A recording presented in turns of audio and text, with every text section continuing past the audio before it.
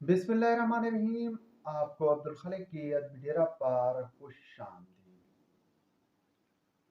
عموماً سیاستدانوں کو چور کہا جاتا ہے، ان کے بارے میں یہی کہا جاتا ہے کہ یہ لوگ جو ہے ملکی دولت کو لوٹ کر کھا گئے۔ حالانکہ کہیں نہ کہیں ان کے اپنے بزنس ہیں، اور بزنس نہیں ہے بلکہ بزنس امپائر ہیں۔ شریف فیملی کا اپنا ایک بہت بڑا بزنس امپائر ہے۔ اس کے بعد جناب جو ہے آصف علی زرداری یا بھٹو بہت بڑے جگیردار ہیں۔ اس کے علاوہ ان کا اپنا بزنس ہے، لیکن ان سب کو چور کہا جاتا ہے۔ کیا وجہ ہے کہ جو ہے نا جو لوگ ان کو چور کہہ رہے ہوتے ہیں وہ خود کہیں نہ کہیں جو ہے وہ جیسے رضی دادا کہتا ہے کہ جو الزام یہ حال میں جس پر لگا رہے ہوتے ہیں اسی وقت یہ خود وہی کارروائی کر رہے ہوتے ہیں۔ تو جناب ہمارے ہاں عموماً علماء یا مدارس چلانے والے لوگ جو ہے وہ صدقہ خیرات پر گزارا کرتے ہیں۔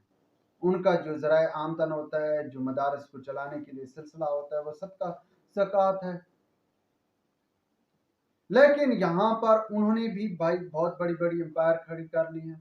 اب جیسے مولانا طارق جمیل، جس کے خاندانی طور پر ورثے میں جو ہے جس کو 10-15 ایکڑ زمین ملی، لیکن وہ اس وقت سینکڑوں ایکڑ کا مالک بن گیا۔ بہت بڑی بزنس امپائر بھی کھڑی کر لی ہے، اپنا جو ہے برانڈ بھی بنا لی ہے۔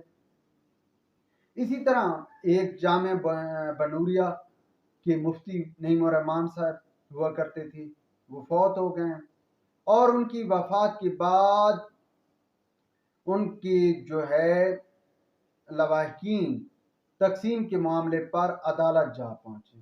اب عدالت نے سندھ ہائی کورٹ نے جو ہے مفتی نعیم الرحمان کی جو دولت ہے اس کا تخمینہ لگانے کا حکم دیا، اور جناب تخمینہ لگایا گیا کہ مفتی نعیم الرحمان صاحب کی 5 ارب 34 کروڑ اور 27 لاکھ سم تھنگ کی جو دولت کے مالک ہیں۔ بھائی سب سے پہلا تو سوال یہ پیدا ہوتا ہے کہ مفتی نعیم الرحمان صاحب کام کیا کرتے تھے، ان کا کاروبار کیا تھا کہ وہ اتنی بڑی دولت کے مالک بن گئے۔ اور پھر یہ اگر ان کا نہ کوئی کاروبار ہے نہ کوئی اور سلسلہ ہے، اور یہ بھی وہاں کے لوگ اس ایریے کے لوگ، کراچی کے لوگ یا ان کے قریبی لوگ کہتے ہیں کہ جب مفتی نعیم الرحمان صاحب سے عموماً پوچھا جاتا تھا کہ مفتی صاحب آپ قربانی کیوں نہیں کرتے، آپ قربانی کا جانور کیوں نہیں خریدتے، تو وہ کہتے تھے کہ میرے پاس جو ہے جانور خریدنے کے پیسے نہیں۔ بھائی جس شخص کے پاس جانور خریدنے کے پیسے نہیں، اس کے پاس اتنی بڑی دولت کہاں سے آ گئی ہے؟